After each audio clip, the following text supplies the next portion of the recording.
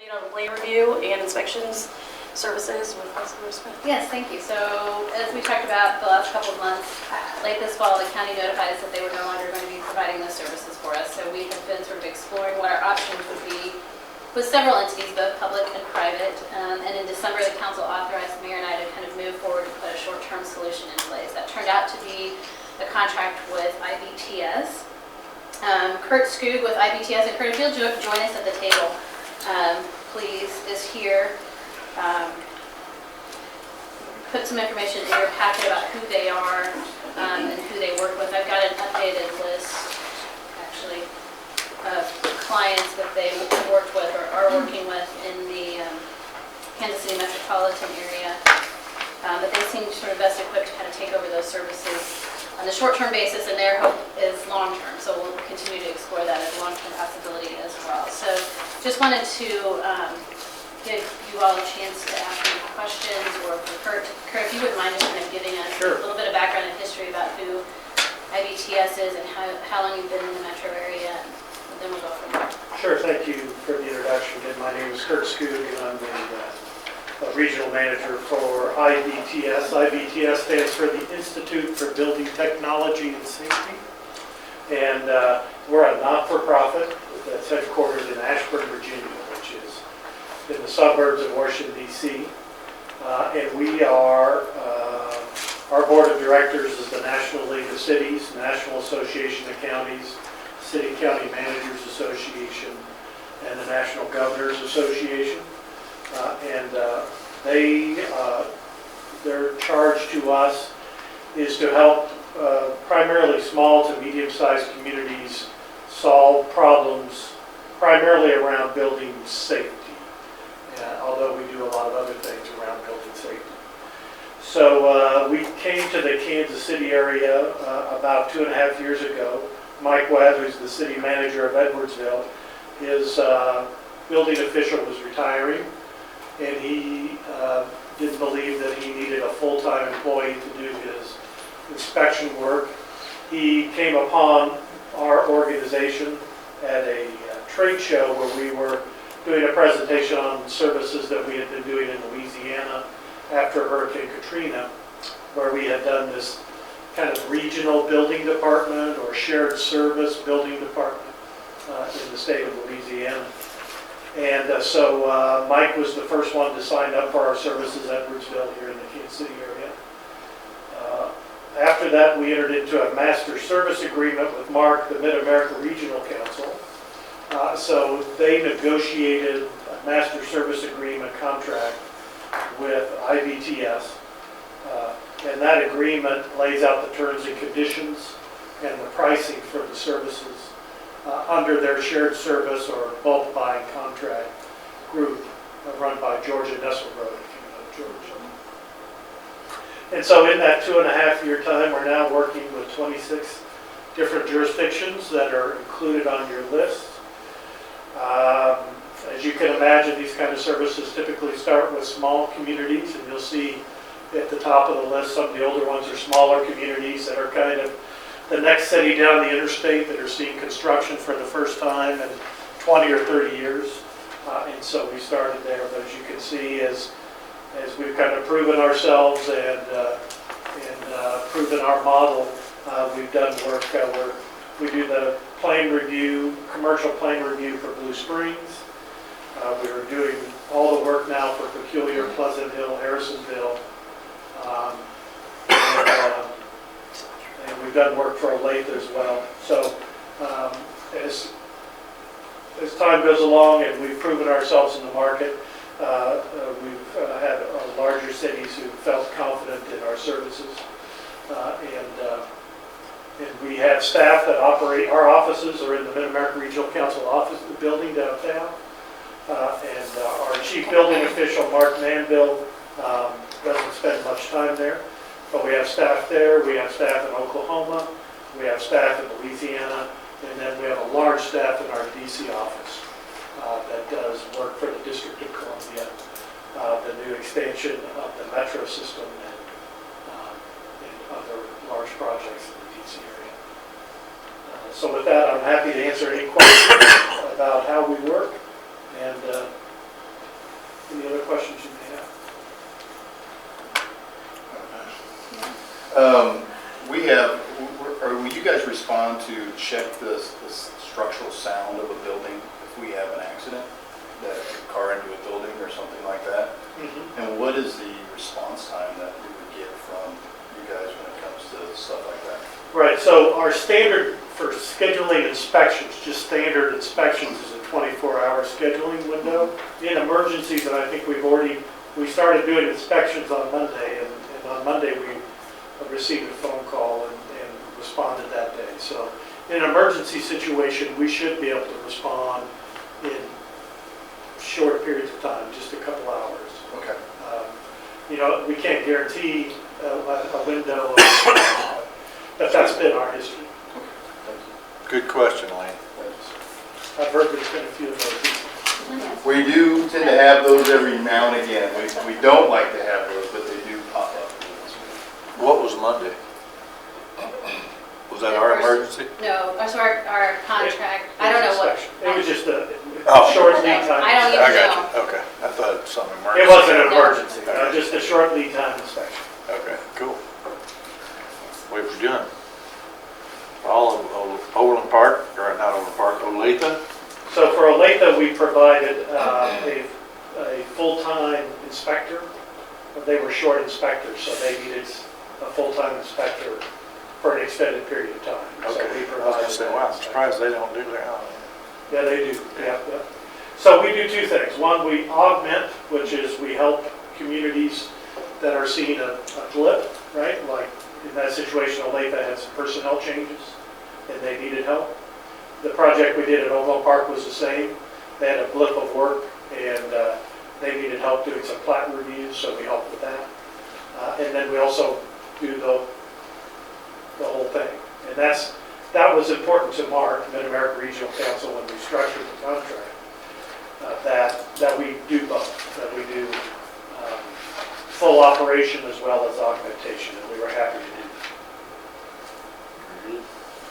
And so I know we've had several sort of transition meetings, because our goal is really to make sure that our customers, it's seamless, that they don't notice that there's been any change on the back end of who's providing interview and inspection services. Any other questions? Would we be going in with all of the services then, or just the, No, we will be looking at the plan review and inspection services. So the first column there is the building department okay, services. gotcha, thank you. Are these conducted by comparable to what you do in contracting with P1 through P4 level to technical versus professional? The people who actually do the work? The people who will be doing the inspections will be certified. So ICC, which is the body that does the building, does the codes, has a certification process and certification tests. So they'll all be certified through ICC to do the work. And your staff just isn't that large. Your staff here in Kansas City is how many? You have 5? Right, so our staff today is 5. And 3 of those are on the building inspection side. Does that include, I can't remember whether that includes you or that does not. That does not Does not include include you, you, no. that's right. You got 3 building inspectors that are doing all these cities? Mhm. Good golly. They must be running. It's about efficiency and safe buildings. It's number one about safe buildings, Right. but it's about being able to deliver services efficiently. So the ones that are defined as a work order, that's just on an as-needed work order basis, right? Those are typically more project focused. So, let's see, for The example. start and the finish, right? Yeah.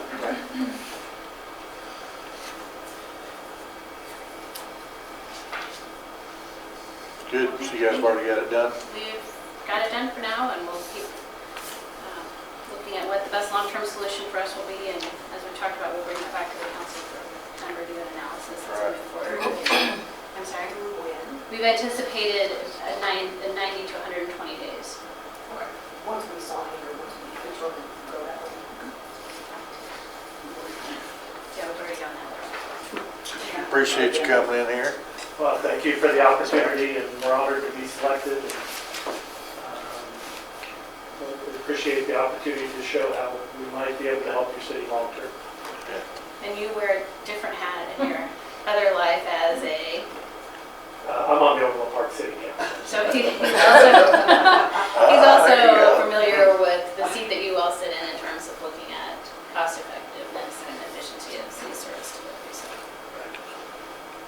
thanks. Thank you. Yeah, Thanks to you all. All right, next we have communication plan for traffic pedestrian safety changes on Johnson Drive speed limits. Yes. So we knew all along that the messaging and the communication of the speed limit change was going to be key.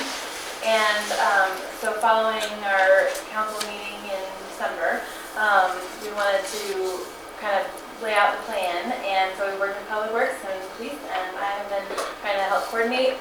You may have seen the message boards. They're out on the streets now. The key being that we provide a lot of lead time and messaging up front before even the miles per hour signs are changed, so that no one is surprised and everyone knows that it's coming. We have sort of implemented phase 1, I would say, or phase 2 perhaps, because we did have some news coverage following the council meeting.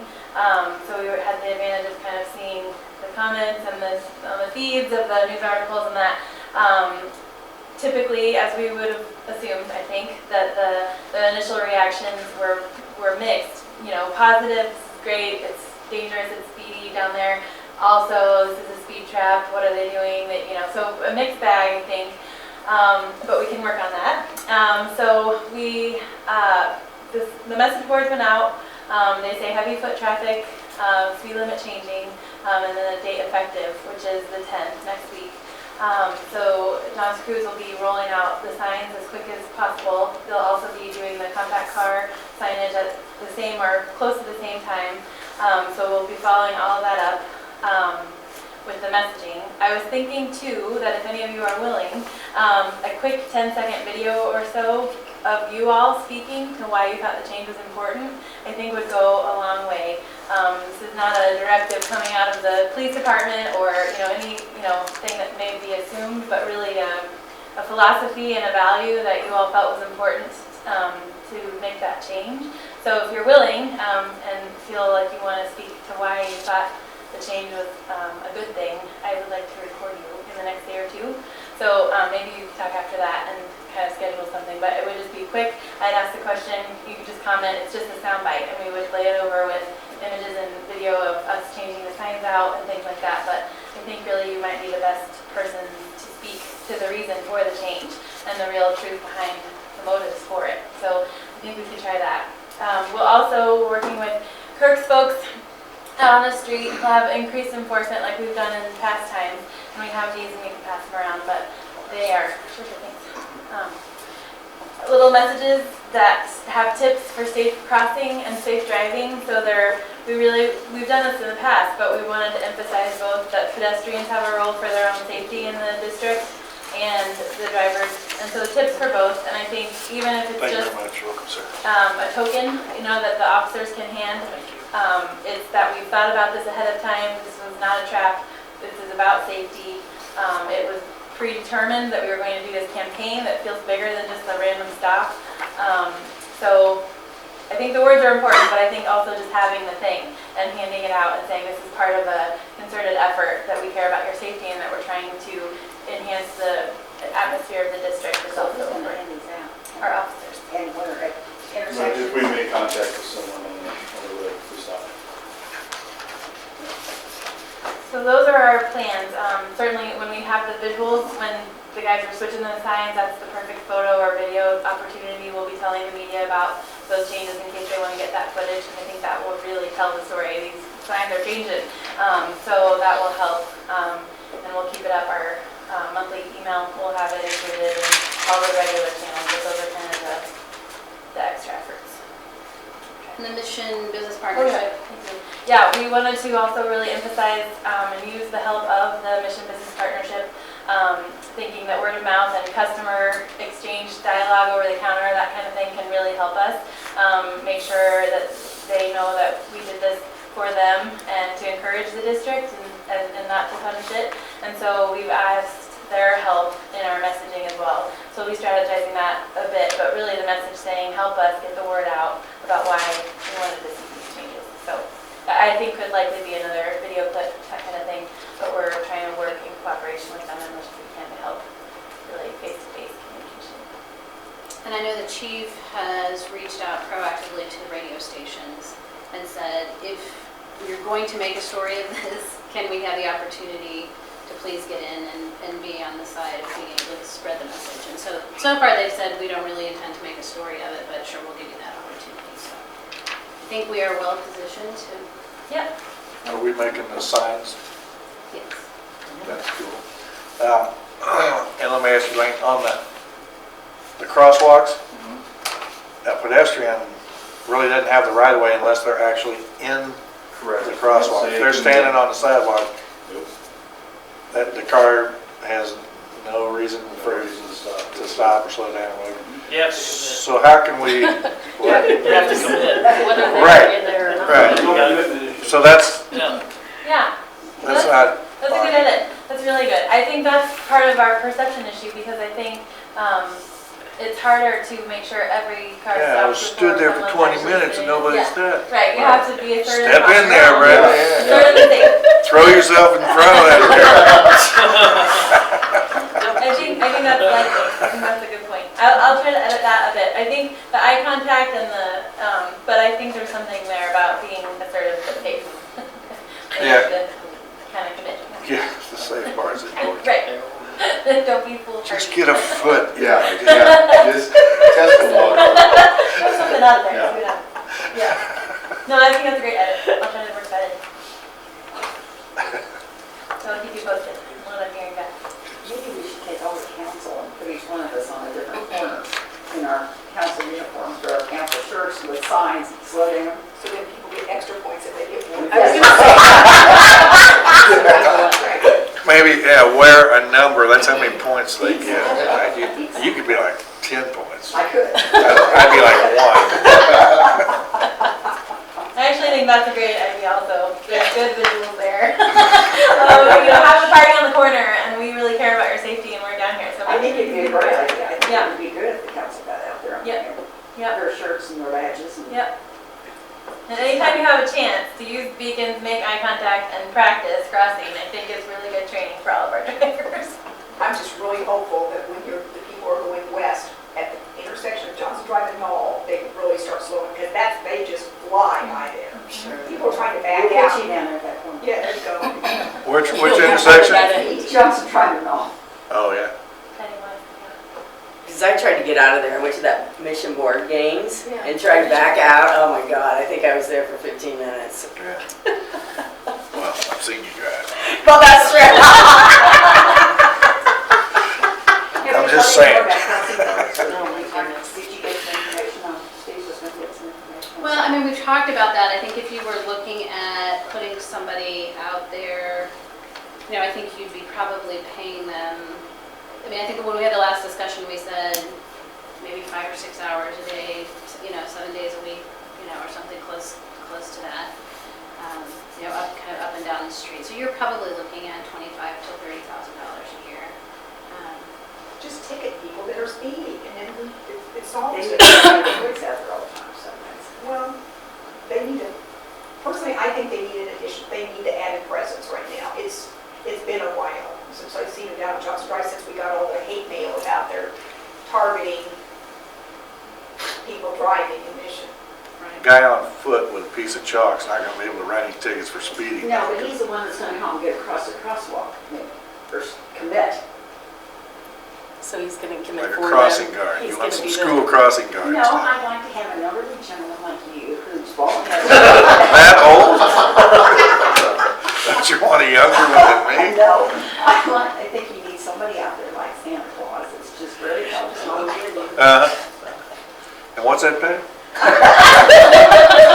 That might be interesting. Yeah, it might be interesting. With your little sign, slow down. And your chalk.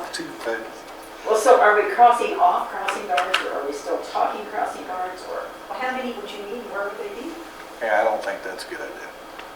I mean, that's up to you to tell us if you think that, makes sense. Again, where would you put, you're gonna have to have somebody that patrols. But this was brought up, and I just Pretty wondering long if we stopped it, or is it still on board, or what are we doing with it?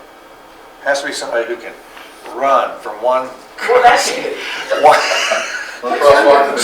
where they see people about to cross. Wait! Bicycle?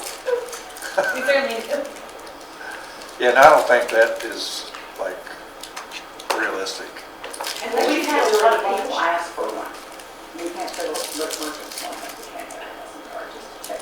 Oh, you didn't mention that the merchants were willing to kick in on that. No, they aren't willing to get in, Oh. they just have asked. And I know Steve Schoenberg was all for it for a while there, so I don't know, I didn't know it was postponed or stopped indefinitely. I think that might be something we can look at later, but let's see what happens with these changes we're making. Trying to raise the public awareness, both drivers and walking pedestrians. See how that, is there any other kind of pedestrian? Yeah. I think they're all walking if they're pedestrians. That was redundant.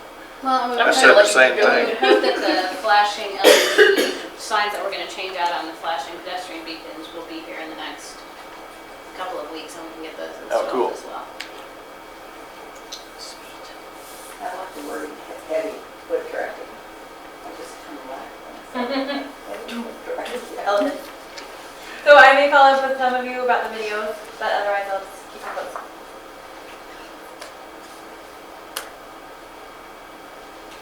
Are you done? All right. Last but not least, we have the review of the traffic signals at various locations.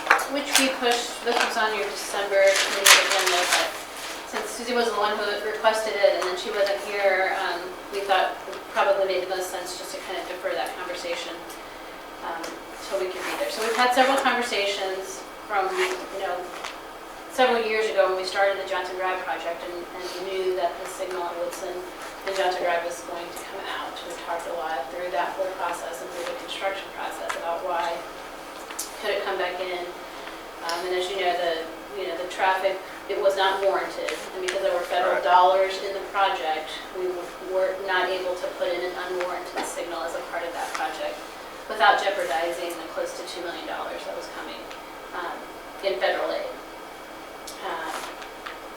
So we've still continued to kind of have conversations around that traffic signal. So wanted to bring that back there. And then I know we've also talked about getting a protected left turn at Broadmoor and Martley southbound, and looking at a traffic study to do that. So I've got a couple of... Are you saying you need the traffic study to even do it? Yes. That's a requirement? Well, anytime you're going to make a change, so let me pass this out. I copied some information that kind of talks about the Manual of Uniform Traffic Control Devices, or MUTCD, which is sort of the Bible for traffic engineers and traffic engineering work. So it really is the guiding document for design, installation, management, operation, and maintenance of all traffic devices, including signals. So you want to conduct traffic warrants or do the analysis before you make decisions about installing or removing signals or adding turning movements, taking away turning movements, and those sorts of things. So when we went from stop signs to that light, that was never an added paragraph in there about looking at a potential turning. It was, and at the time that protected left turn was not warranted. There was Based not- on what? Didn't have all those Traffic. markings and stuff. There wasn't anything at the Herb Jones side. That protected left, there wasn't enough cue Right. for that turn yet. And I think that now that you have that site developed, you have the post office, you have Target, you have Cornerstone Commons, you have a lot of these other things that weren't there back in 2011, I believe. It very well may be warranted now, but it wasn't then. And we don't know what time did they do the traffic studies. They conducted an AM and a PM rush hour study. What I asked them to do this time is do lunchtime and PM. Thank you. AM rush, there's not very many cars in the AM rush over there. Lunchtime, between the restaurants, the post office, Target, you see a lot more traffic then, and you see a lot more traffic in the evening. So is this 12 to 1, 11 to 1? I think they consider the lunchtime rush 11 to 1, and then PM rush is 4 to 6 or 5 to 7. I'll have to check. But it's, they call them peak times. That's a message I gave you, and welcome to this one. So when, in your packet was the original traffic impact study that was done as a part of the Mission Crossing Development Project. And so that we included in your community development packet for tonight's meeting. And that walks through, and this is typical, when you have a development, you do a traffic impact study, and you look at those changes. And this essentially said, well, it's really, you have to read it about 6 times. John and I both quiz each other over it about whether it says it's warranted or not warranted. When we last talked about this, which I think was in early 2016, we brought forward a recommendation to issue a task order to GBA to complete, it was Olson, sorry, Olson to complete the analysis and the traffic study to look at this. And the council wanted to hold off on that, so they didn't authorize us to proceed with that. They wanted for the Wellstone project to hit about 70% occupancy before we paid the $7,000 or $8,000 for the traffic study. So the question is, Wellstone has not reached capacity at that point. I'm not sure that it makes a difference. We don't have that many cars up there driving to Wellston. That's not the problem. Wellston's not the problem. And a lot of their residents that drive, they take the bus, so. Well, the other thing that this study will do, we're in the process of trying to get Broadmoor between Johnson Drive and Markway cars eligible. Oh, good. So at that time, we could do that study for the volume of that section of Broadmoor. So when are you going to do the car study? It would be done with this traffic signal study. But when? That's the question. She has Right. 18. Well, it We're depends. waiting For us We to can do it approve it. now. right, we can do it any time. Right. It's just, you guys have to, You last put it on hold and said Wellstone needed to be at 70% occupancy. Where are they at? They're probably still less than 50%, I would No imagine. kidding. Well, Wow. How long is the study? If you do a study, how long is it valid for? I don't think you're going to see that much change in that area over what you see today in probably the next. And Wellston's not 2 or going to 3 make that much difference. I Right. talked to Joe Wagner about it. They don't have that many people with cars up there, and they're not the problem. They're not Well, out driving at 5 They probably get They're visitors, workers they and probably get stuff. people to come see them and stuff. Yeah, but why didn't But they use if they're Wellston? already 50% or around 50% They were full, almost at that other 50 miles up 20% there. may not make that much difference. I mean, that's up to you. That was something that was important to you all, a year or so ago when you looked at this. If that's not a concern anymore, we can certainly move forward with the traffic study. I know that Nick has concerns about the cost of the traffic study. And is there the opportunity to implement the protected left turn arrow without moving forward and paying for the traffic study? We all ask that. And how much is that study? 8 grand? It's about 8,000. Nick had asked if we could just use the previous traffic study to warrant the protected left, and no, because the previous traffic study is the 2011 traffic study that said it wasn't warranted.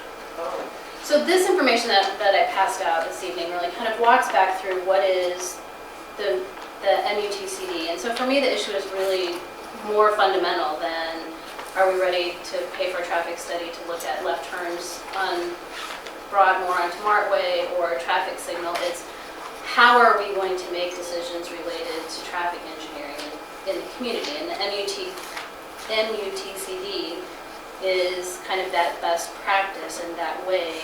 And this goes through, I think, it's one of the best summaries that I've seen about who uses it, how, why it's important, how it impacts the decisions that we make, and why it's an important standard to sort of match up against. So in some respects, I think it's important for us to have, a conversation about are we interested, are we going to follow the recommendations of the MUTCD, or how do we want to approach traffic control devices in the community? Just ballpark figures, if we had the study done and said, oh yes, it warrants that, what would it cost to change that signal out? Not very I much. think we costed it, 20,000 it was a couple of $1,000s, I think, Is that all? was all. It wasn't a significant cost. Basically, you're adding a left turn arrow to the signal that's already there and doing some programming in the cabinet. So are we going to lose any federal funds now if we did the signal without doing a study? I mean, This, I well, understand this, about, this portion really doesn't have, I mean, the federal funds are spent. That's what I mean, And yeah. they constructed it has what nothing was- to do with that. It It was- has nothing it to was- do, there's not a monetary impact at this No. point. It's a Right, decision. so why do we want to even do the study? If we feel it's needed, why don't we just do Spend it? the $2,000. Well, if we, that's where you start getting into, Do we know better The than the right. traffic engineers, is really the question to that. So I it mean- puts us liable, like, risk. yeah, there's exposure Creates to that. exposure for us. And the only Really? data that they recorded said that we didn't need it, But right? that was Yes. a year and a half. Yeah. Right. That was, But again. But things have it does- changed. Well, it has, but it does open you up to Yeah, the latest one. potential liability of, you know, someone has a crash at that intersection and there's a protected left turn, and, well, is that warranted? Well, we don't have anything to back it up saying that it was. The only thing we have is a So where would study where would we pull that $8,000 out of? What fund do we have the extra $8,000 in? Well, we have engineering services that are built into our regular general fund budget every year that would That cover would cover that. studies like that, yes. At that size and scale, we have the opportunity to look at a couple. Well, let me tell you, last week I was at the post office. It was 4:30 in the afternoon. I forget what day it was. I was going north to Marway. There was two cars trying to turn left to go east. They were side by side because they couldn't turn, and the guy in front of them wouldn't turn. So they had two cars trying to turn east. And I'm thinking, all you need is somebody now to turn and go north on Broadmoor, and it would have just been horrible. I mean, they sat there. So rather than have them sit there, I thought, okay, I'll sit here and not make my right-hand turn and just let the cars go.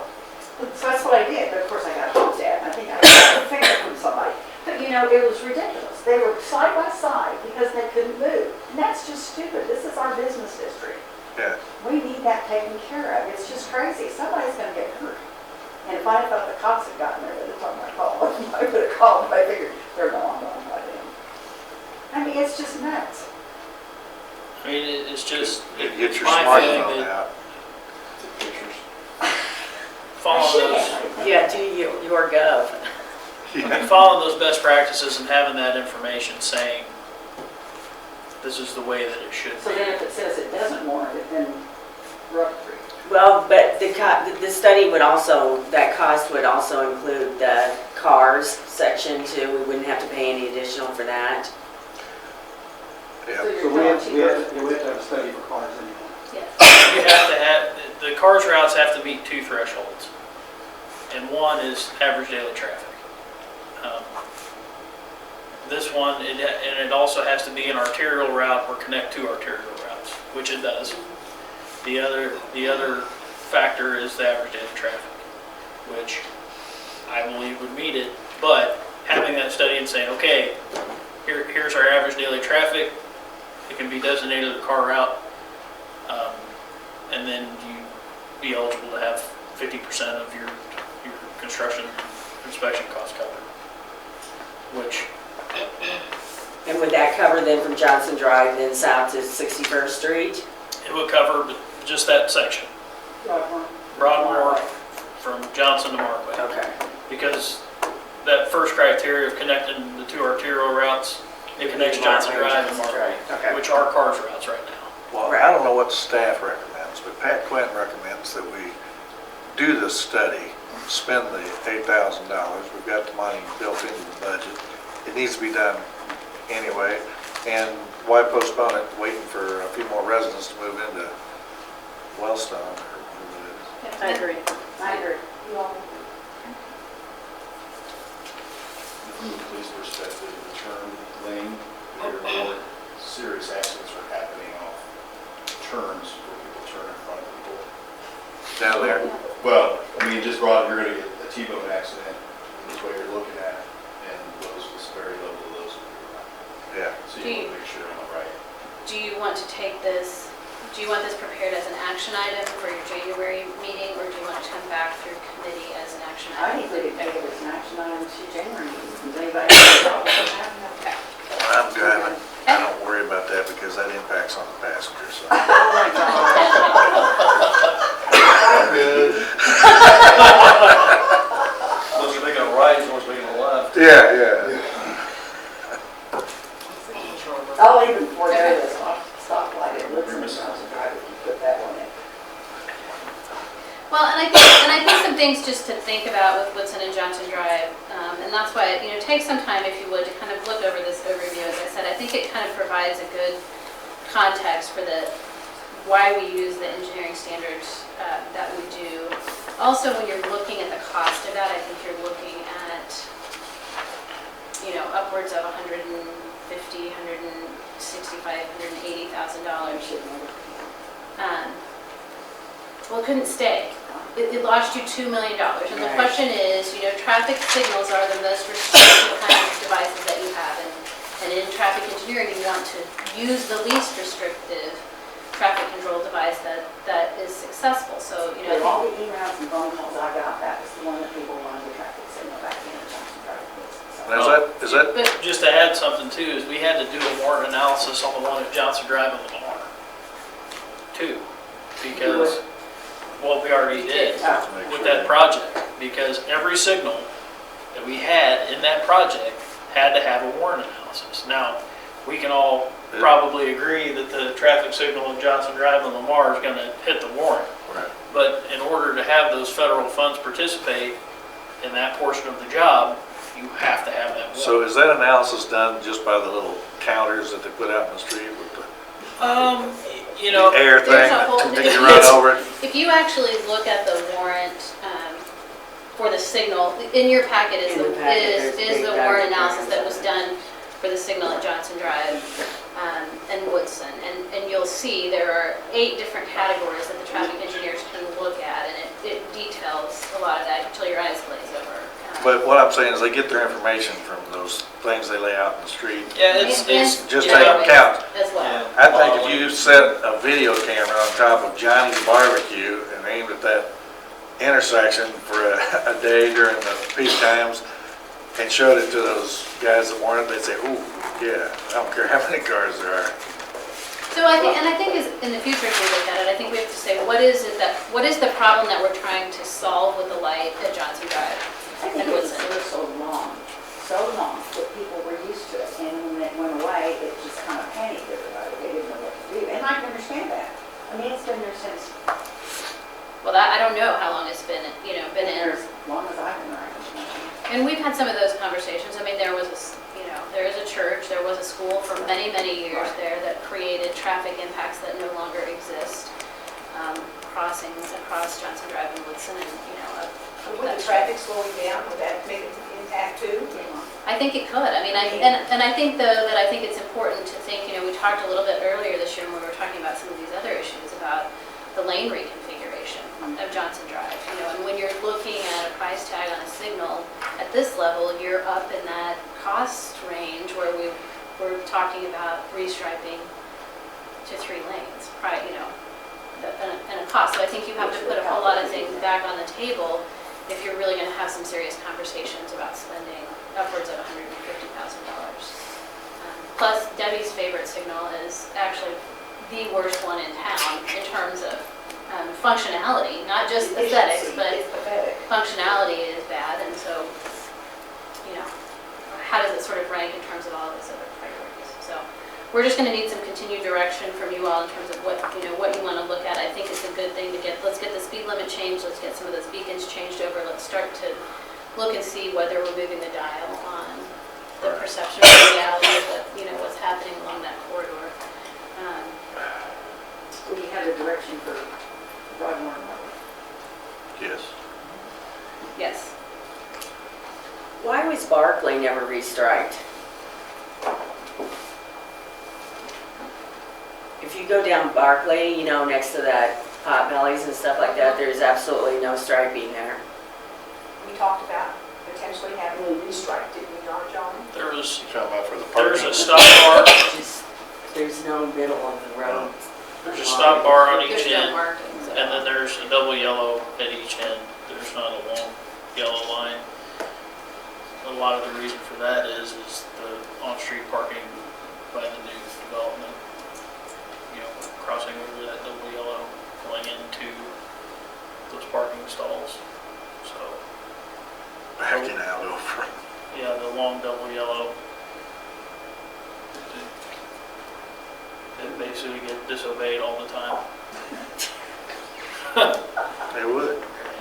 I saw a giant semi must have driven over that curve there Yeah, where the flowers are supposed to be. Okay, so a lot of we'll people do we'll that. bring back the traffic study at Martway and Broadmoor as an action item in January, and just kind of continue to monitor what's happening with some of the other changes we're implementing on Johnson Drive. All right, that's all we have for CDC. What about other? Does anyone else? I've got a couple. No, I haven't. You know what, you got the floor. I haven't. All right, that's all we got then. All right, so the Finance and Administrative Committee, first item is Johnson County DTI contract renewal warrant. Yes.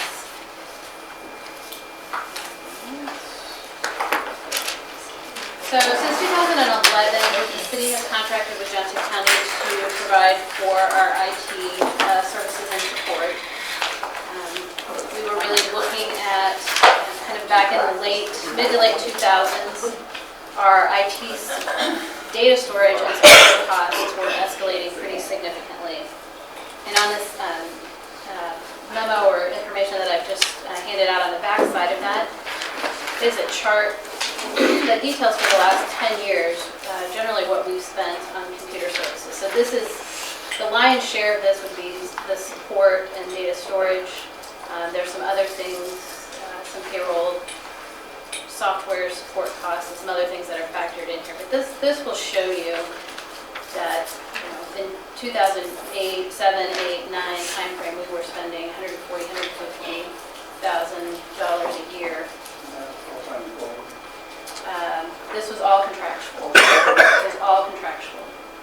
And really it was primarily the data storage that was driving the costs through the roof. And so we explored at that time, did a couple of things. We looked at transitioning to the county for IT services, and we also transitioned away, to Google. So we were looking at cloud storage, and so the data storage costs came down dramatically for us. So in 2011, the costs still look higher there because we didn't start this contract at the beginning of the year, and we still had some lag time. But you'll see that the costs really started coming down. In 2011, we were looking at just the city. You'll see then a shift kind of happened. The police department stayed with our old IT services provider, and we're a little slower to transition just because of some of the specialized needs that they had, and systems and maintenance and access to data. But got comfortable with being able to make that transition in 2014. So you can see that over the course of the last 10 years, even though we're starting to see some increases in some of the contractual expenses from the county, overall we're still significantly below what we've spent, and that's absolutely the right direction to go. The contract this year is about an 8% increase over the 2016 contract. And talking with the county about that, they have undergone significant turnover and restructuring in the last couple of years. In many ways, their department has been gutted. We were really the guinea pig for them in terms of taking on contractual service the contractual service agreement, and I think that the increase on the front page of this between 2011 and 2012 that you see is really I think it was pretty much a swag the first year that they gave us a contract.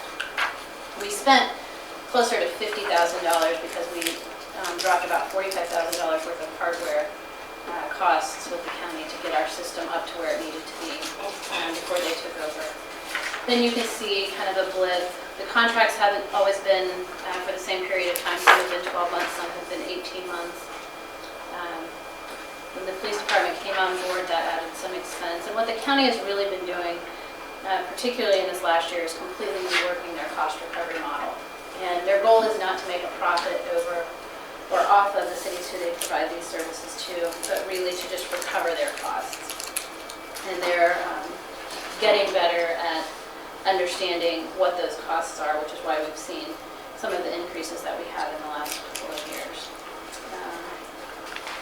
We were the first, as I said, to contract with them. They now provide service for Cray Village, Rolling Park, Mission Hills, and Fairway. And in talking with the DTI staff today, they're looking at potentially adding 2 new staff members in their department, one of which would be housed here in Northeast Johnson County, which would give us better support service. It's not been perfect by any stretch of the imagination, and we continue, I think, to struggle probably more on the law enforcement side and need to continue to explore some options there. The county IT folks are PC folks, and some of the mobile data terminals and some of the other things that we're running in our police vehicles are not necessarily their strongest suit, and so we've kind of initiated some conversations with them about, if you can't do it efficiently, where can we perhaps get that service delivered more efficiently? So we'll be scheduling a meeting with them here in the first quarter. We had $75,000 budgeted for computer services in the 2017 budget, so we're within our budget authority. And as I said, there's some additional, minor software, hardware expenses that may get combined in there. So we would recommend renewal of the agreement through the end of 2017. Is this the same agreement we were talking to today?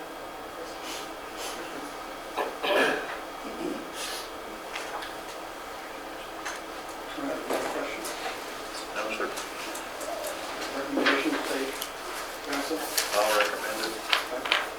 Consent? I'm okay with that. Good. Okay.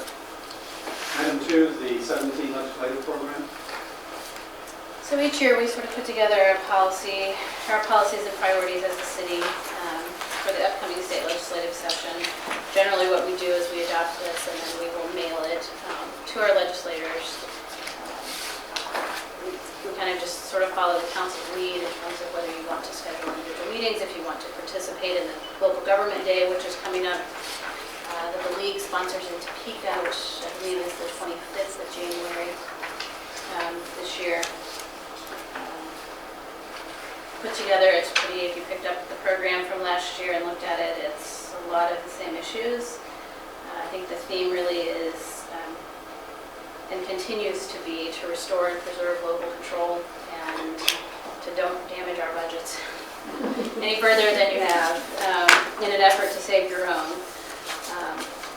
So we talk a lot about, either repealing the property tax lid or continuing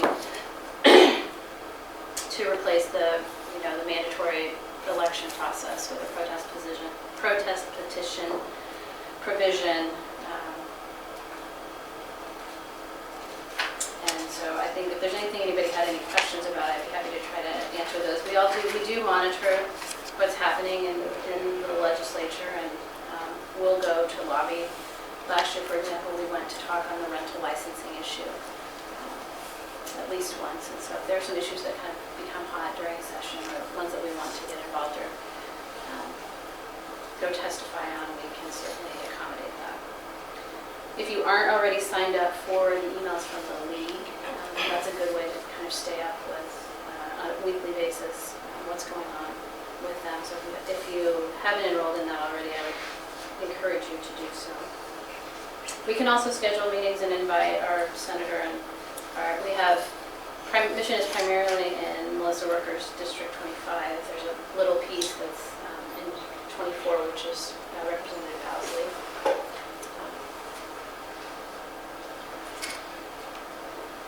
Any questions or comments or favorite things?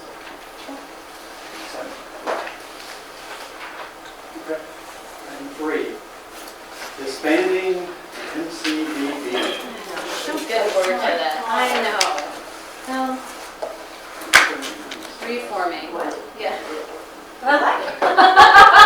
Hey, I'm leaving with money. You got money in there. I didn't get, yeah, I didn't get any money to start with. You got $450,000 to start with. Come on. That wasn't enough. I'll take that. I'll take that deal. Hey, but you know there's still money in there. There is 20 still- years. Yes, there is.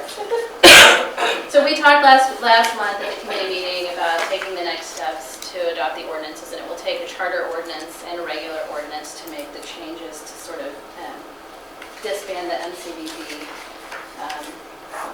and kind of revamp and rethink that purpose. So there are 2 ordinances that were presented in the packet.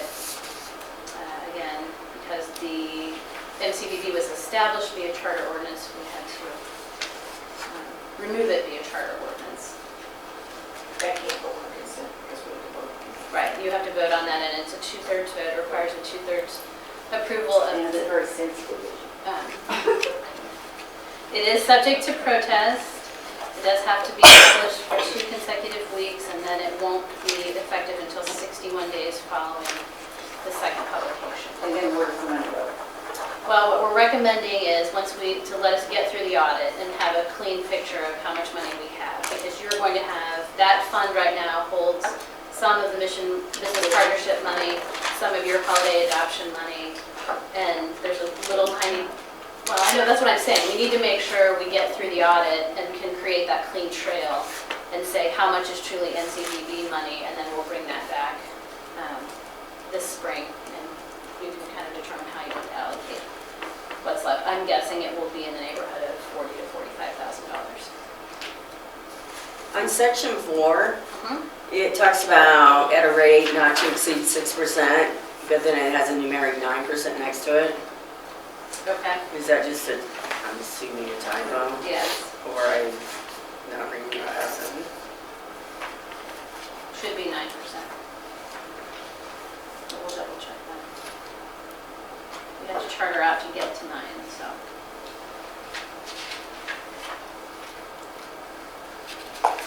Any other questions? So I have a question. What happens if we got a big old hotel down there in the Gateway and we want conventions and all that to be in that hotel? So you reban this or put it in other No. committees? Or? You would have the option of putting in another committee to do that. Anything that you collect through a transient guest tax has to be used for specific statutory purposes of basically promoting your community in some fashion. So if we were to get another hotel, the council then would have the ability to allocate those resources as they saw fit. Would have to account for the transient guest tax in a separate fund, but then the council could serve as the body or some then other designated group of the council. You said that was supposed to be 6%, right? No, it should be 9%. Mhm. All right, recommendation to the council? I recommend it. Item 4, nonpartisan elections. Last year, to come into compliance with changes that the legislature made regarding elections, we passed 2 charter ordinances to bring us into having elections in the fall of odd-numbered years. After we passed those, the league put out a recommendation that the wording in those should have also included whether or not you wanted your elections to be partisan or nonpartisan. And so this is basically a charter ordinance, just a little bit of housekeeping to add that so that we specifically designate all municipal elections in Michigan being nonpartisan. And it too would be, needs to be voted on by 2/3. The mayor votes on this also, and published twice and effective 61 days after, unless there's a protest petition. Take it, take it, take it. Okay. Item 5, destruction of records. Take it. Hey, you want to hear about it or not? Destroy those records, that's right. We passed an ordinance several years ago outlining our destruction of records schedule, and that is in compliance with state statutes. There's only certain records that they outline in that statute. So each year, that ordinance also requires that we pass a resolution specifically outlining and designating those records. We are, until Brian came, pretty hesitant about getting rid of stuff. I would say, Brian is all outside of our comfort zone when it comes to destroying. I'm a little on the border side. He's not quite on the border side like I am, so, but we are pretty conservative with getting rid of our records, so. Any questions? Scrub it. Consent agenda? All right. Anything other?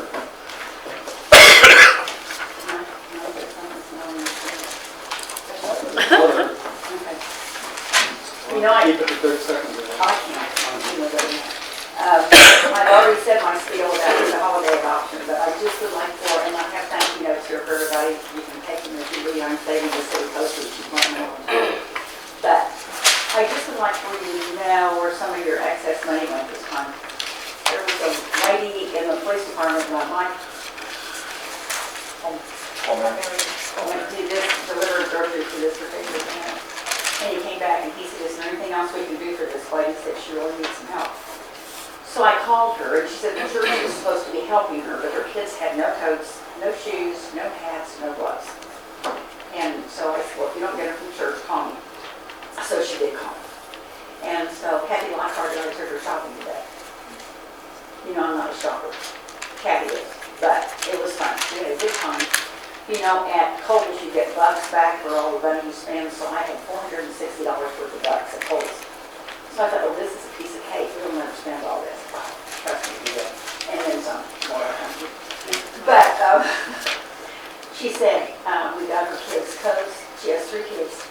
She lives over in Roland Park, where there's no property, and Skyline Drive and those apartments. She has no car.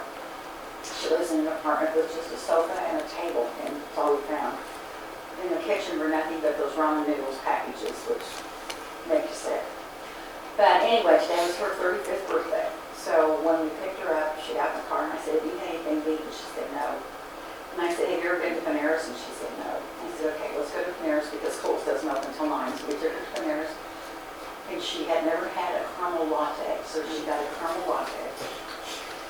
She got coats for all her kids. She got herself a coat. She only had a small jacket. That's all she had. So we got her coat. We got gloves, hats, jeans, warm-up suits, shoes. We got to the pajama aisle, and this just almost broke Kathy and me up. And we said, do your kids need pajamas? And she said, they've never had them. And I said, what do they sleep in? And she said, just for anywhere. So we got the kids' pajamas. We had a wonderful time. And then so we said, well, what would you like? And she said, I don't buy myself anything because she said, I can't afford it. Well, we saw a really cute, you know, these new sweaters that are so popular. And so we asked her if she'd like one. She said, could I? And she was very polite, very manly, held the door open for us. I mean, she was a lovely lady. And so we bought her the sweater, and then we bought her a couple tops under it. And I said, now, do you have a cute pair of pants to go with it? And she said, these jeans are the only pants I have. So we bought her leggings. And so we walked out, and I said to Kathy, we can't let her go home without lunch. So we took her to Johnny's, and we had lunch, and then bought enough barbecue that she could take home for dinner tonight, so she had a birthday.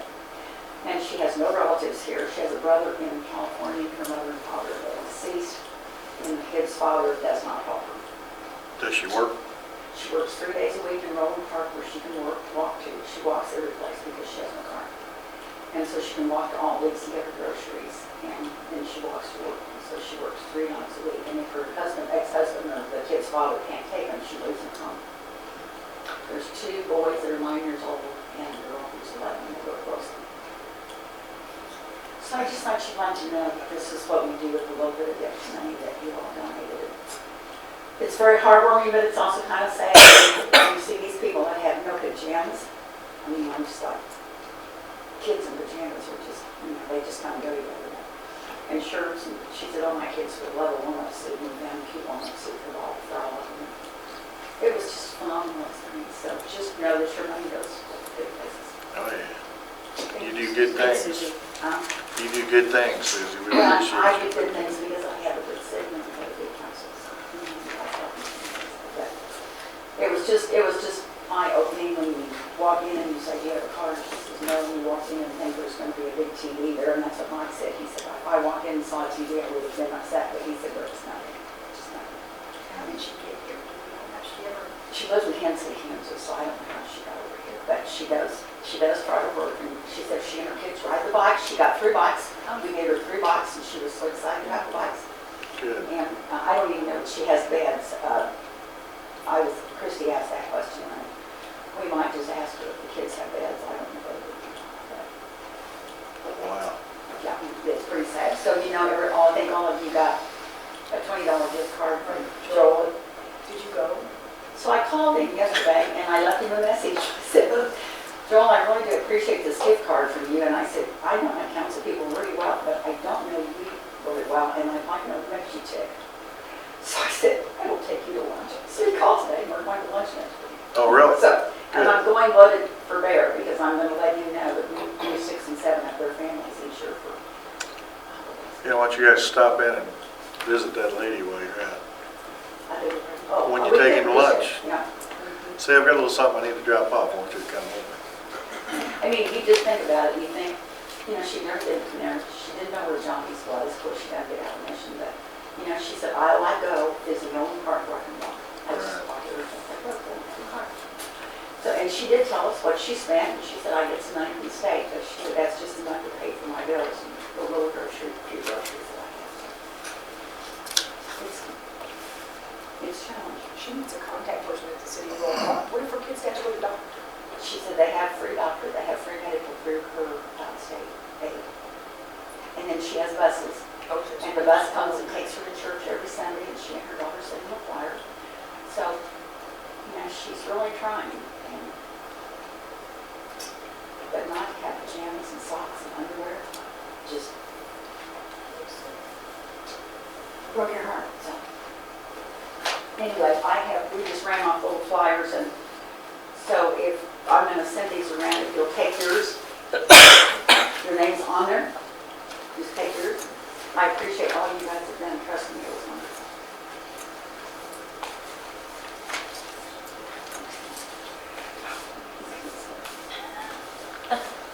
Don't be reading my mail. You're probably last.